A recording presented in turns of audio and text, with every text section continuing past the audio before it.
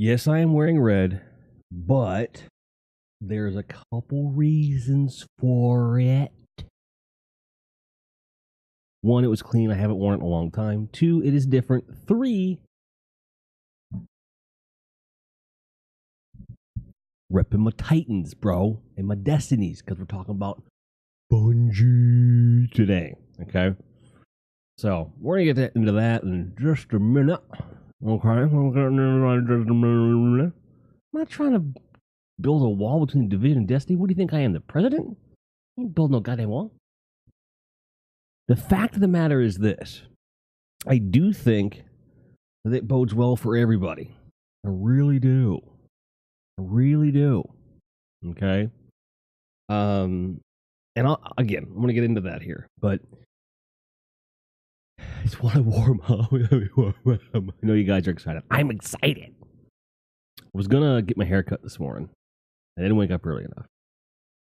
So I had to because all this is supposed to be gone. All this is supposed to be gone. And just the top mop. Wow. So hopefully by the end of this year, it'll be somewhat laudable as a hairstyle. I don't know. We'll see. We'll see. But, I mean, I was going to do a whole episode about the whole thing with this new Forge and how I was like, what the fuck are you doing, Bungie? And, I'd rather them take risks than not. I'd rather someone put their dick out there and it almost get chopped off. But then learn the lesson of I'm not putting my dick that far out again. I'm gonna inch it back a little bit. It was gonna be about that, and then something happened yesterday, which I expected the exact opposite. I expected the exact opposite of what happened.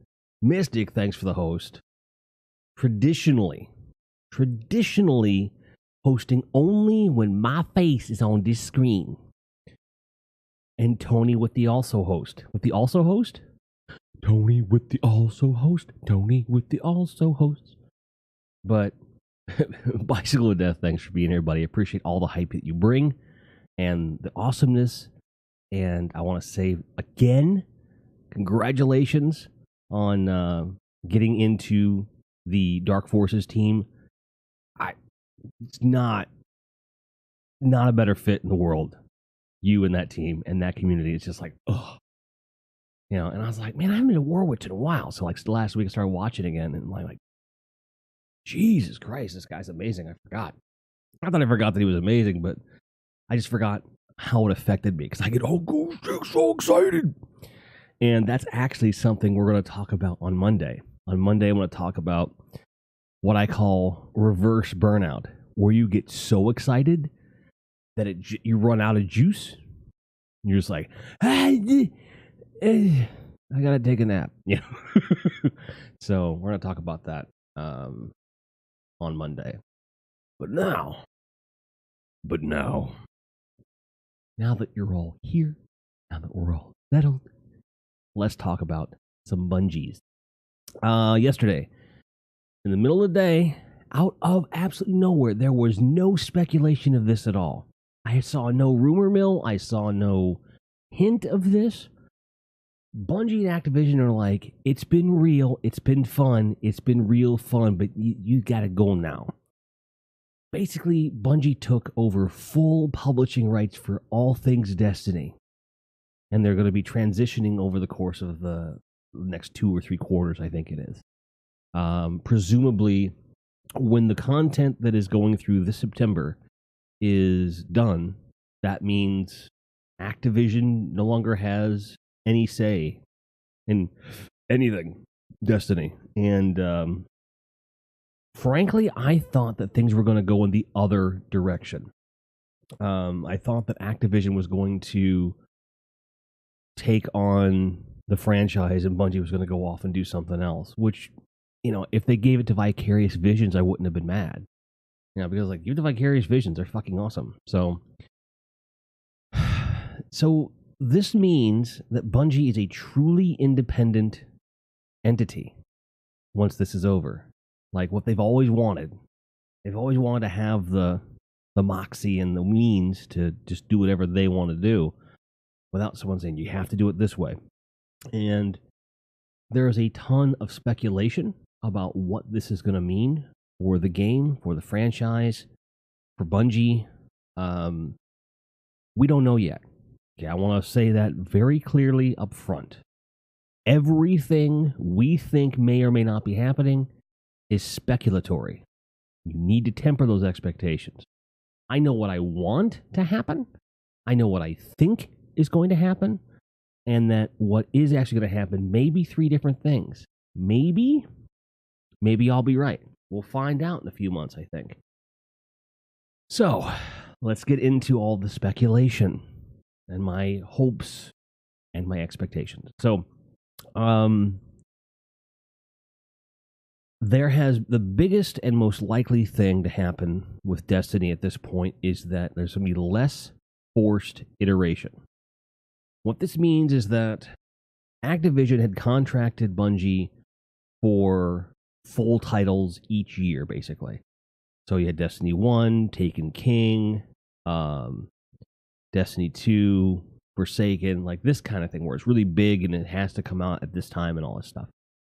And although we've got some really great releases out of that, we also got some things that were rushed, like Destiny 2 itself, and it took them a year to get it back to where it needed to be. And I would say, inarguably, Destiny is in the best place it's ever been overall as a game, in terms of there being stuff to do.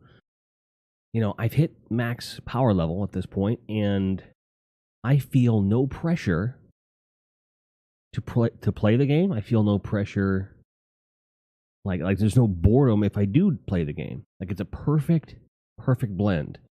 Whereas traditionally before Forsaken, and especially before Black Armory, once I hit max level, I just sat in the Crucible, which I love to do, but there wasn't anything to do. There's so many pursuits. There's so many different things you can go after. And you don't have to pick one thing and do it every week and all this stuff. Like you don't have to level everything up, because the power levels are coming at the power level increases are coming at such a regular pace. Every 3 months, power level is going to go up. So I am no longer going to be pushing really hard to get everything up to that level. There's no point. So my goal from here on out is to get myself to max power level as quickly as I can, get my preferred gear sets leveled, and that's it. And then just play when I want to play. That's a good place for a game like this to be in, because you can sit and grind all week long if you want to, and have fun and get stuff, and it'll be good. Or you can play for, a couple hours, a couple times a week, and just have fun. Like, you can do that now and have it mean something no matter what. That's what we've needed. So with less forced iteration, this means, and this is in my head, I think that whatever Destiny 3, in case we haven't had an announcement, was or is going to be, which has all been speculated as well, that it may be some sort of either ginormous expansion tacked on to Destiny 2 that broadens the way they can deliver content even more, or,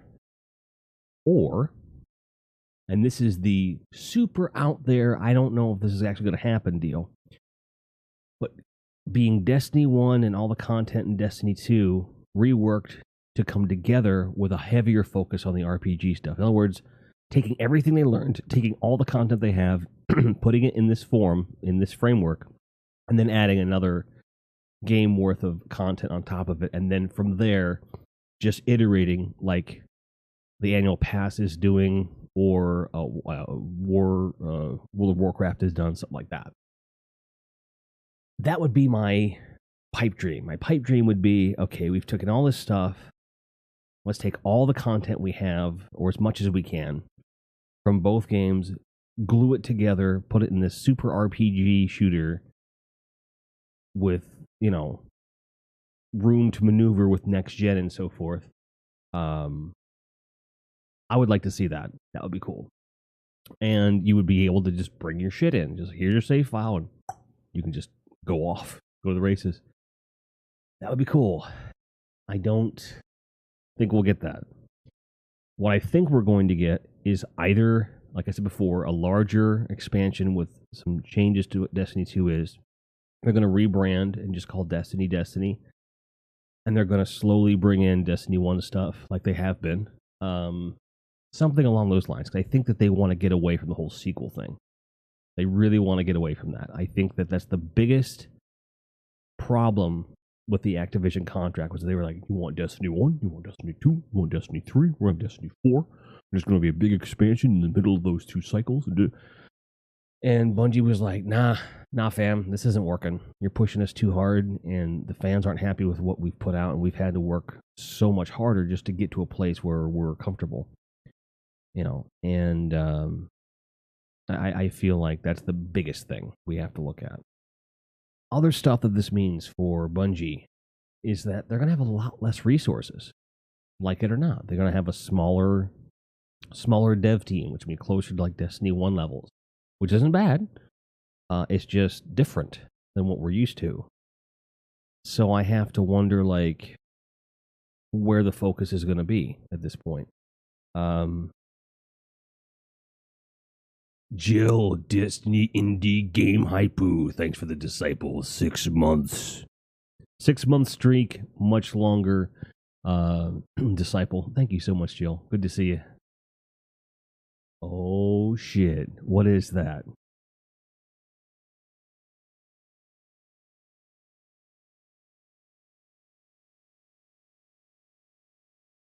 No, what the fuck? Thanks for the hype, Tony. Appreciate it. Jill, thanks for that resub. You the best. I love it. I love it. I love it. I love it. I love it. I love it. I love it. I love it. I love it. Love it. Love it. Love it. Love it. Love it. Love it. Not John Lovitz, though. I don't like him.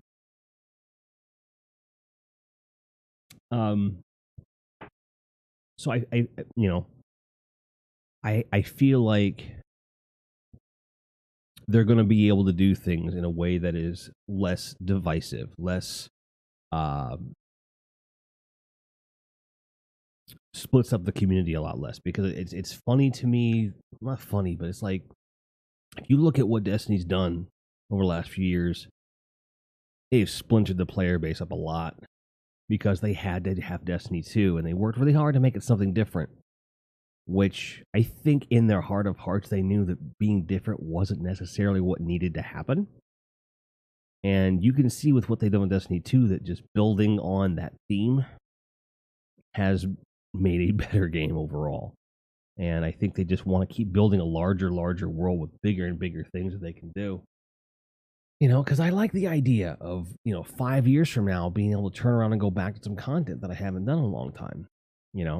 I like the idea of doing that. And they're really excited to announce the future. And I think that if anything, this is proof that Bungie is doubling down on what Destiny's going to be. A lot of us had this fear that at the end of the contract, the Bungie was just going to leave the servers on for X amount of time and they'd get shut off. I don't think that's what's going to happen anymore. I think Bungie's going to do Destiny for a long ass time. Or they're going to make sure Destiny exists for a long time. Something. I do think that it probably means less focus on microtransactions. We're probably going to continue to see the annual pass. I think the annual pass price is going to go up. And they're going to have monthly options. And I think that it's going to include everything.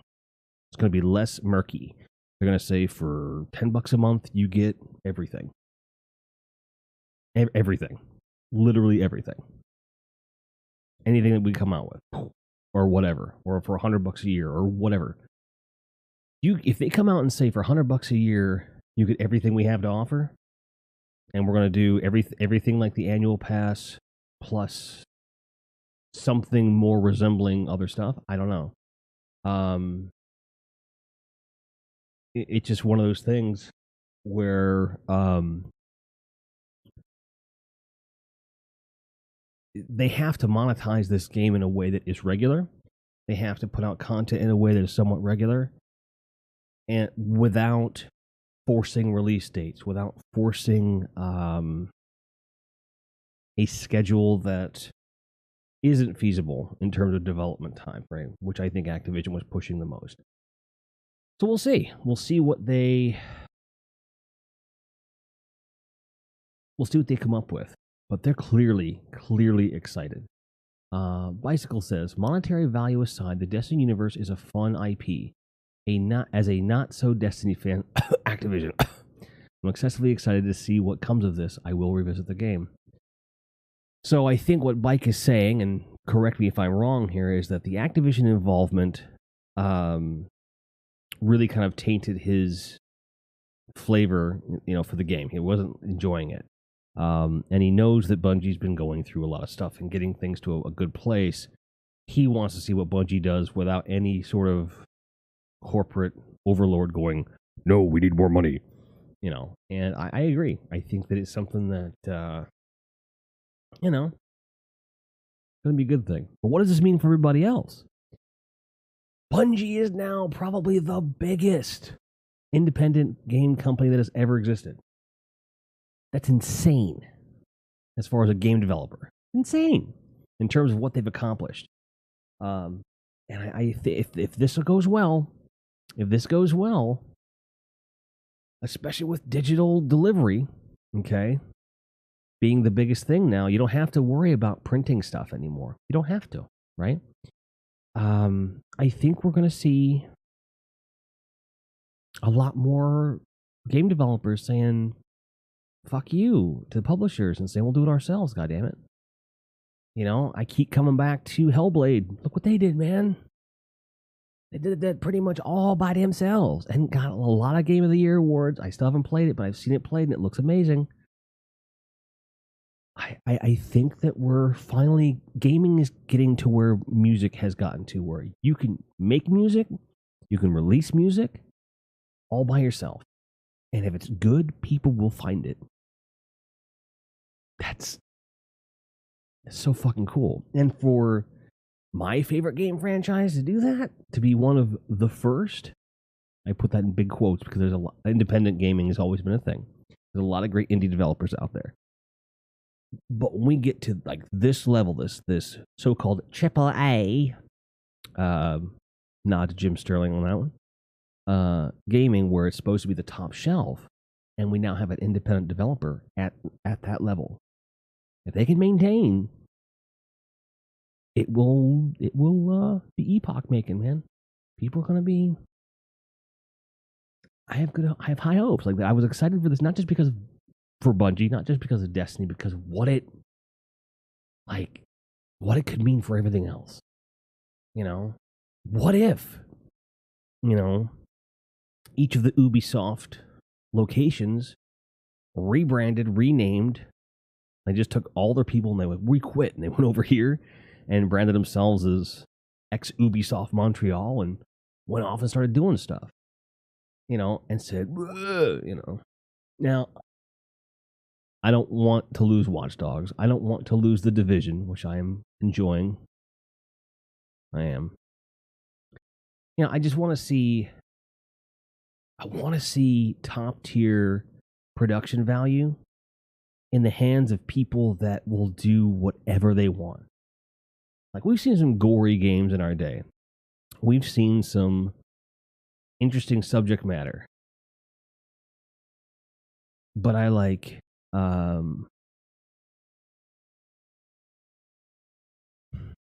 want to see what happens when someone that has a lot of ability to have a high production value can just really go nuts. I want to see what happens when a game developer goes really ham, goes super weird, like ultra crazy weird, and has also the ability to just exist in that market. Like, they may not make a lot of money, but if they can sustain, why not? And I think that's part of what a lot of developers have tried to avoid by being with a publisher, is that risk, right?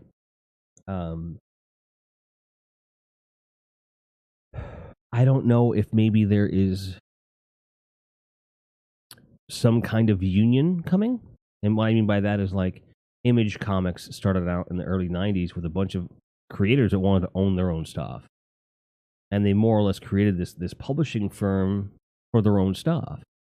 And I have to wonder if we're not going to eventually see a bunch of larger independent studios banding together to pool resources to publish, while everyone retains the rights to their IPs. That would be interesting. What do you guys think about that? Like, what do you guys think about all of this? What is the potential here? Good and bad. Like, it's potential that Destiny's going to flop hard if they swing the pendulum too far again. They'll lose their ass and Destiny will be gone. That's possible. I don't want that to happen, but it's possible. I don't think it'll happen, but it's possible. You know.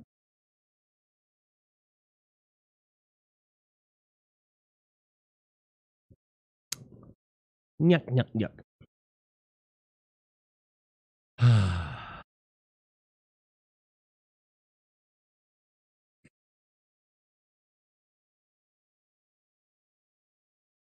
But the one thing I think that Destiny needs to avoid moving forward, no more hard resets where we have to start from scratch.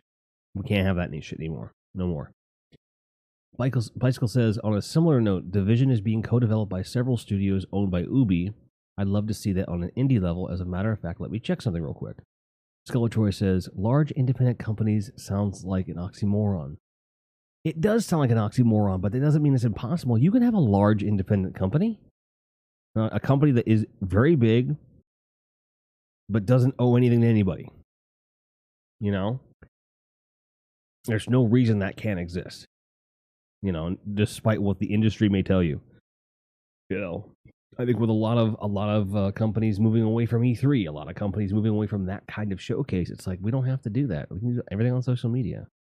Why are we spending millions of dollars to go to this show and just be like, look at our dick? Layers of Fear 2 is being co-developed by Bloober Team and Gun. Ooh, I love me some Bloober. I don't know if I do or not. But yeah, Gun, that's pretty cool. Gun needs to make a Nightmare on Elm Street game, dude, I'm telling you. Gun needs to make a Nightmare on Elm Street game. It'd be so good. Just put it in my mouth. Just give it to me. Give me Nightmare on Elm Street, dude.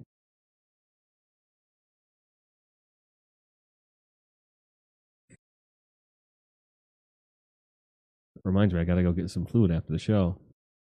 This is my last tank of fluid.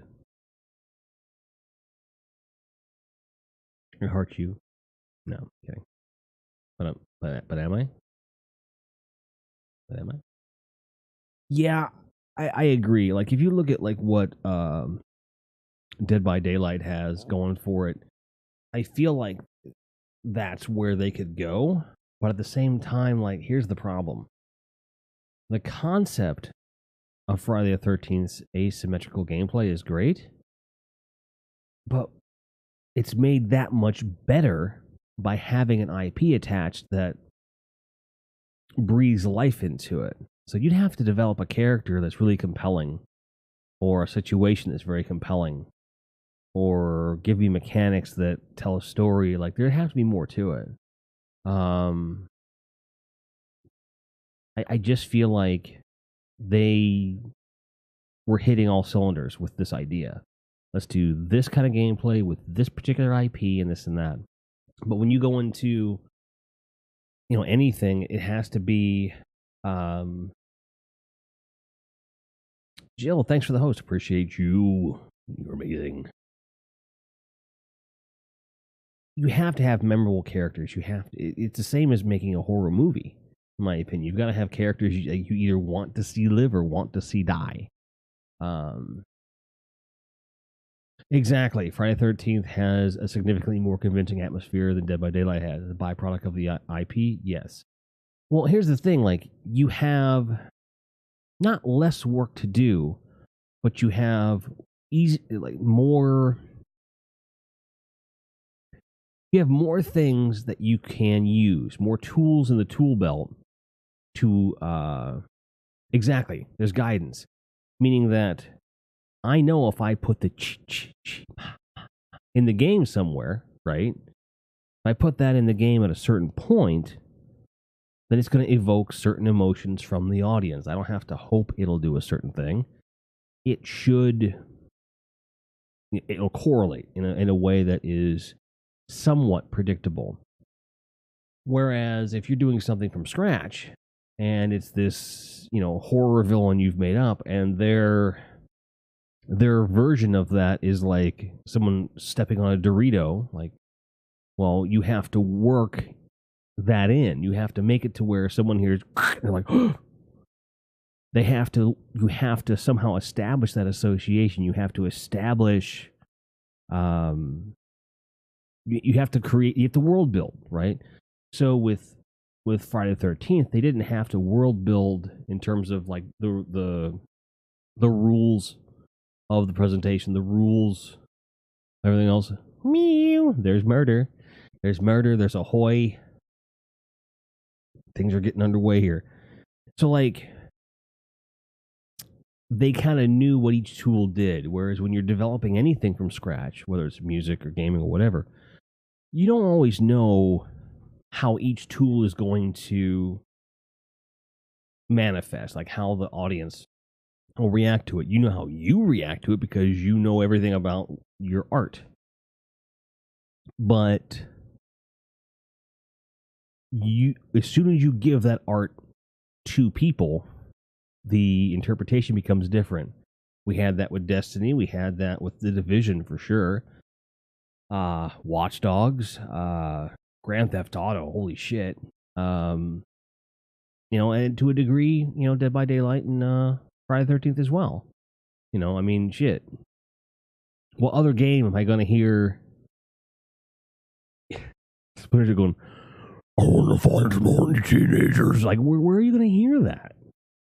But in that game, they're like, here's the tools. He's like, all right, I got it. And then he ran with it. I don't know. I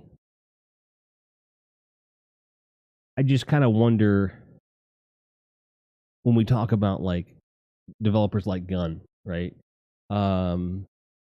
If thanks for the lurk, I appreciate it. When we talk about developers like that creating IPs, like creating IPs is a way to own your own future, to own your content and your art, but it can be really tricky.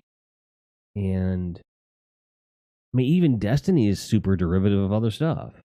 The Division is super derivative of other stuff, but they are their own unique kind of things within IPs. IP soup. That's funny. Hey, what's up, Elk? Hi, King Elkovin. How you doing, buddy? Good to see you. Good to see you with my eyes. Putting in that home IP, the local host, buddy. It's not mine. I changed mine.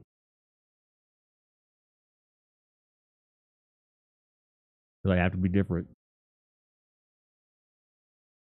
But he's like, I feel like this is home. And those of you that may not get that joke, that's usually your exactly.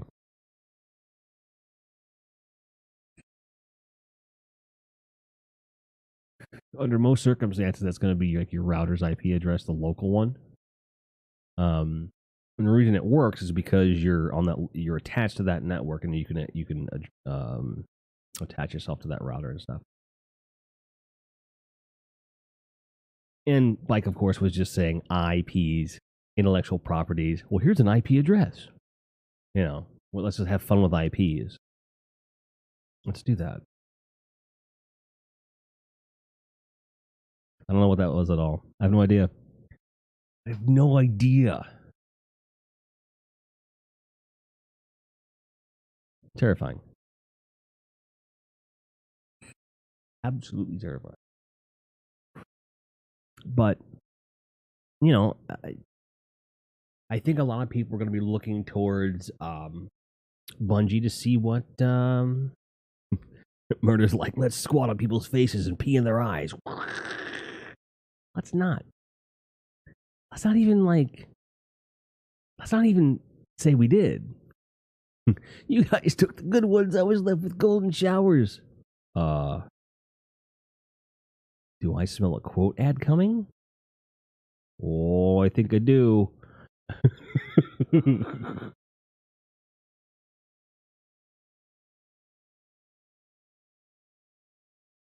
Sir? Sir? Sir? Something you want to tell us? Let me go get the popcorn. I'm just going to watch you guys. This is going to be fun. It's going to be good. This going to be good.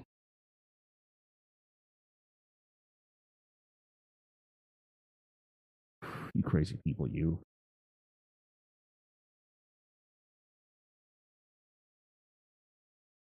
I'm not kink shaming. I'm not kink shaming. Nor am I a kink shaman. Sans asparagus, please. If the president can be into it, why can't Mike? I'm not saying he can't be into it. I just didn't take him for the type. That's all. You know, I just didn't. Never crossed my mind. Not that there's anyone that's like you look at. Oh, that person's into scat play or whatever. Like you don't. That doesn't happen. But when you get to know a person, there are impressions you have of them, and never thought that. I love asparagus. I hope you know what I'm giving up for you, Bicycle to Death. I am putting the asparagus down for an entire cycle of my kidneys so that my bladder is full of asparagus-free pee for you. I really wish I hadn't said that out loud. Shit.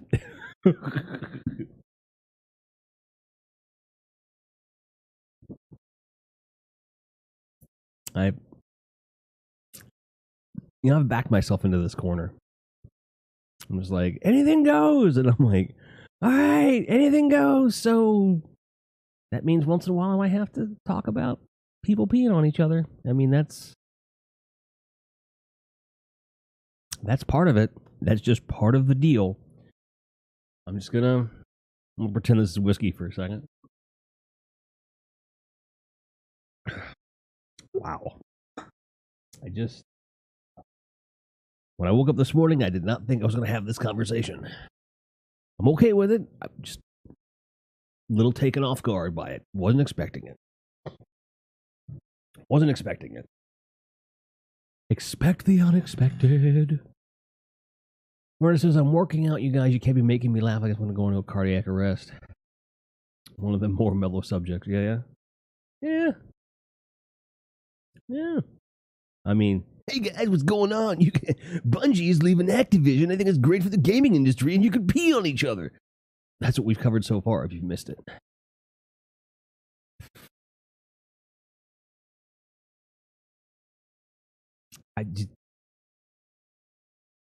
How do you get to that place, man, where you're like, Bungie and Activision are splitting. Destiny is going to be in a great place. And then suddenly we're peeing on each other. Weird. Mellow yellow. What do you want? You want food, don't you? You have enough food. Don't give me those eyes. You're fine. You're not gonna die. I promise you're not gonna die. Incessantly bothering me for food. Just because I know you have food. I just want to know the food's there for when I want it. I don't really need it right this second, but I need to know it's there. That's kind of how the cats are. They're like, yo, where's the fucking food? We're like, I want to take responsibility, but I feel like I partially have to. No, not really. No. You just took the logical step. You took the logical step from the progression that chat was already going in. You did exactly what needed to be done. It doesn't make it your fault. The opportunity was there. Someone had to take it, and you did it. It's okay. What's funny is having this discussion now, and now I remember exactly how it happened. Intellectual property to IP soup to IP addresses to peeing in someone's eye to explaining that that was a weird form of ocular golden showers, and here we are. Okay, it's a logical progression. Twitch, if you're watching, see, this isn't a weird thing. It's just, this is how human conversation actually works. You want IRL as a tag? This is IRL. This is how you get to places. Just because I sound like I've planned this, because my voice is such radio-friendly thing, doesn't mean this was planned, because it wasn't. No. Bicycle's like, OGS, ocular golden showers. Take the backseat, Uggs boots. Wear special glasses that have funnels coming out of them. So it's easier to, sometimes in life you just gotta pee in someone's eye. You just gotta do it. Guy walks around. Come here, grabs one by the hair.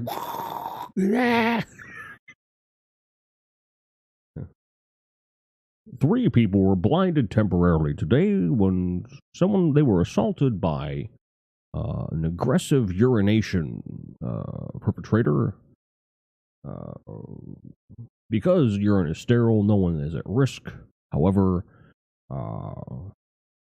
it does have the effect of making me sound like a very poor imitation of Walter Cronkite. I'm sitting there like holding the copy, and you can't really see my hands holding the copy, but it helped me get into the character of the newscaster that is speaking about people having urine in their eyes against their will. Thank you. Wow, that almost went RoboCop. Dick, you're fired. Thank you.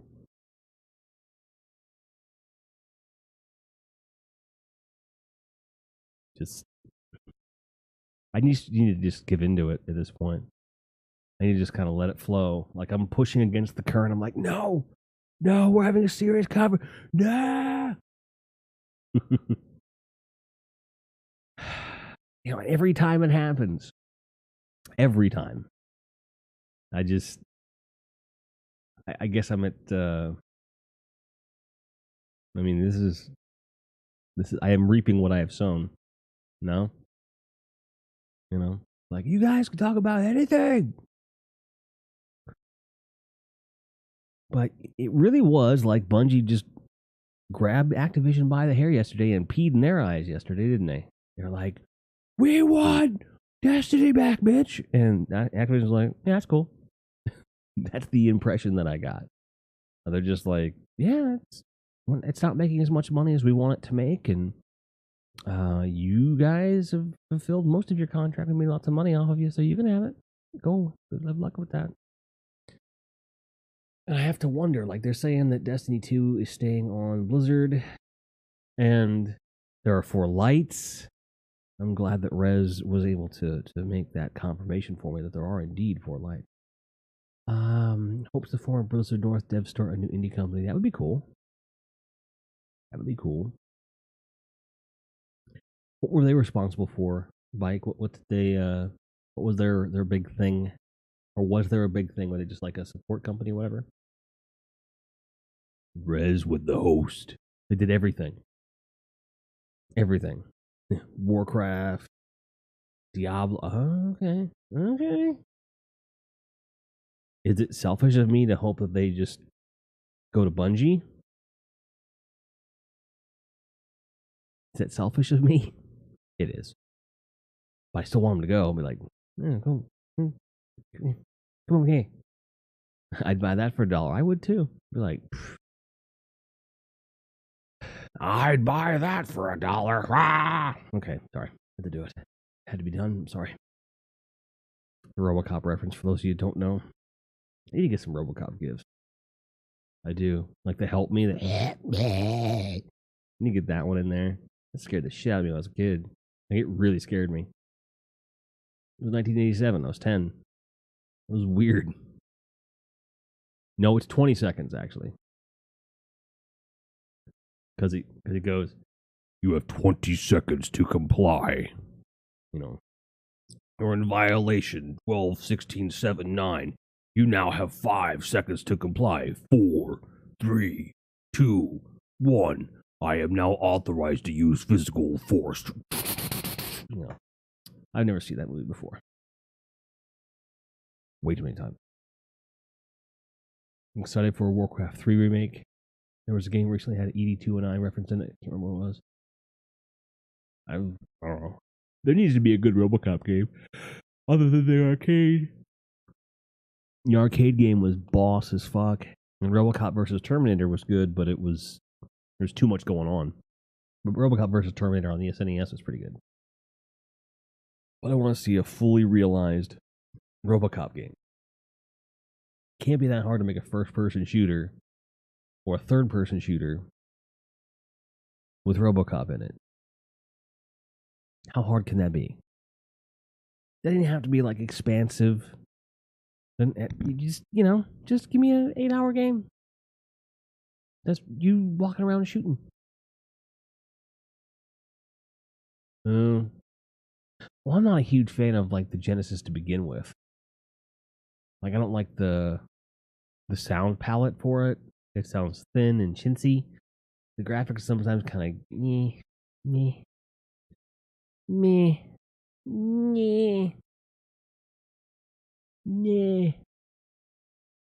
That's just my opinion.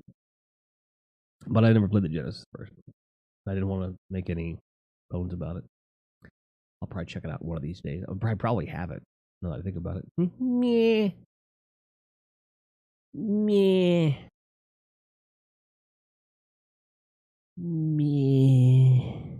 Watch out, he's gonna fall over. No, I'm not tired. I'm not crazy. Yeah, I mean, SNES was better in terms of like what it was able to do. But as far as which version of each game is going to be better in terms of the games, that's a case by case basis, you know. But as far as the overall, what's going to mostly give you the capabilities, what's going to give you something that sounds the best, looks the best, most of the time, Super Nintendo is going to be your thing. So, but the Genesis was cool. There's a lot of cool stuff.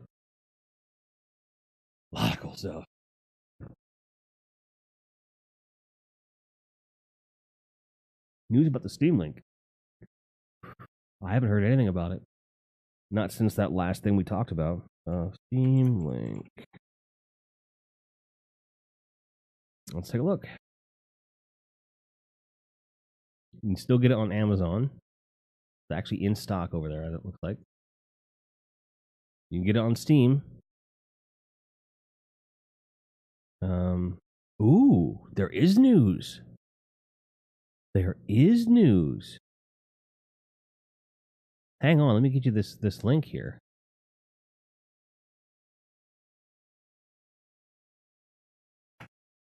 You can install Steam Link software on Raspberry Pi. So you can just use that. You can use a Raspberry Pi as a Steam Link now. Pretty fucking cool. It's pretty cool.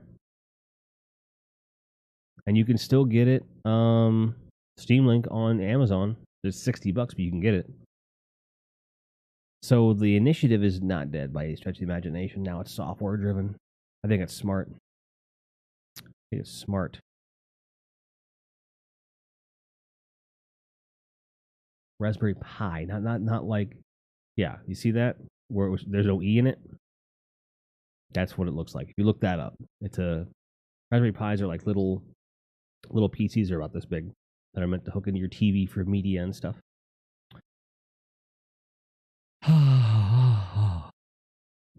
Hope they improve it and put out a new one this year. I mean, I'd like to see that too. Or for them to do something to make it more accessible. Because there's some really cool stuff you could do with it. I mean, there's even an Android app that's out there. It's a beta. Let me take a look at when it was last updated. Chocolate peanut butter pie. Chocolate peanut butter pie. Dun, dun, dun, dun, dun, dun, dun. Oh shit, this is a new application. This is new. And this is a Valve. I think they're going software with it. Look at this. Look at this. Look at this. Look at this.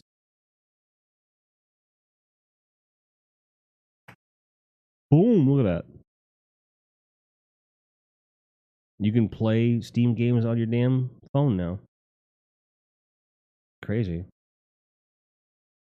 So you don't need any. Like, I think they're trying to just move away from all the crazy hardware that you needed in the past, like the NVIDIA, whatchamacallit, and the Steam Link and all that shit. And they want, it's like you just be able to just do it, to just stream it, which is smart.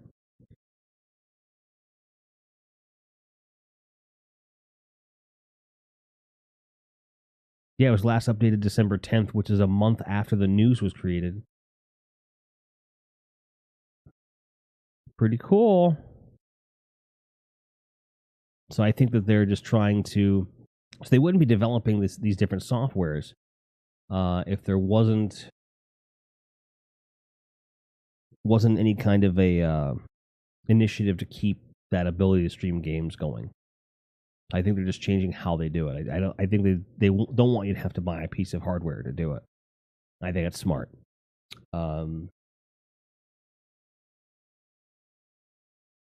I feel like I love my Steam Link. It's a great thing. The only reason I even bought it was so I could. The goal was to make it that people that were in my living room could watch the perspective of a person playing VR in the next room. That's the only reason I bought it. And I'm using it for that, and I have actually played Destiny 2 on PC on my TV at one point, which was really cool. Pretty cool. Dig it. But you know, I think that's indicative of a lot of things that we're seeing here. And like we're moving so far away from physical releases, which is both good and bad, right? It's good because you don't have to physically go somewhere for a launch. It's good because it doesn't clutter up space. I know there's a whole generation of people that when they come into my, my game room, back when I had one, I mean, I still have the stuff. I just don't have the room anymore. They'd be like, "Why do you have all this stuff? Like, why don't you just have it on a hard drive somewhere?" Well, because I grew up with physical stuff. Even Farron, when I get Blu-rays, she's like, "Did you get on the Blu-ray? Did you get on the Blu-ray?" And I'm like, "Yeah, I did." Because when the internet's out, we can watch movies. Like, that's why I have them. Same thing with physical games. I want to make sure that I'm able to play fucking games and do things no matter what. Like, I like the idea of being able to take my video game console to a hotel and just plug it in and play it. Or like an emulator on my computer and just play it. And I only emulate games that I own. Digital feels weird to me too. It really does. But at the same time, like, I bought the super crazy collector's edition for Destiny 2. It's literally in the trunk of my car right now. I opened it. I was like, this is cool. And I put it back and I haven't touched it. It's meant for me to go, look, I have this. But when I go, no one's going to want that. I don't think that, like, I don't think my stepson's going to want it. I don't think my kid's going to want it. It's going to go in the trash. I like having physical copies, but some of the price is different, so astronomical. I can't even buy digital. Yeah. Or you do what I did. Like for Destiny 2, I bought digital on all 3 platforms it was available on, and then I bought the physical version of the collector's edition because I wanted the thing. Like, I like having the physical copies. I like having it on the shelf. But it takes up a lot of space. It is impractical. It is what it is. I only spread my wallet that much for Fallout. That's fair. And you just put a thought in my mind I had never had before. Looking at a wallet like genitals, like, because a wallet goes like this, doesn't it?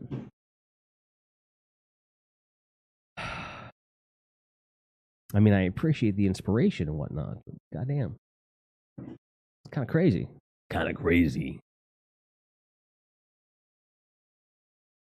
Digital is more convenient, but physical copies do have some cool collectibles. Yes. Don't make me laugh. I'm sprinting.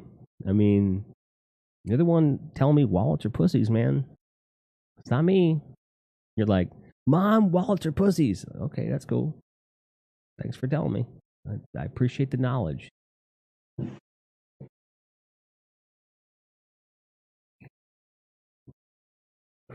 She's probably doing voice to text if I had to venture a guess.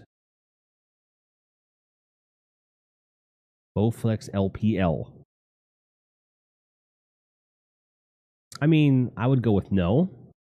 But then again, Murder's a risk taker. I trust her. I trust her not to die. Oh.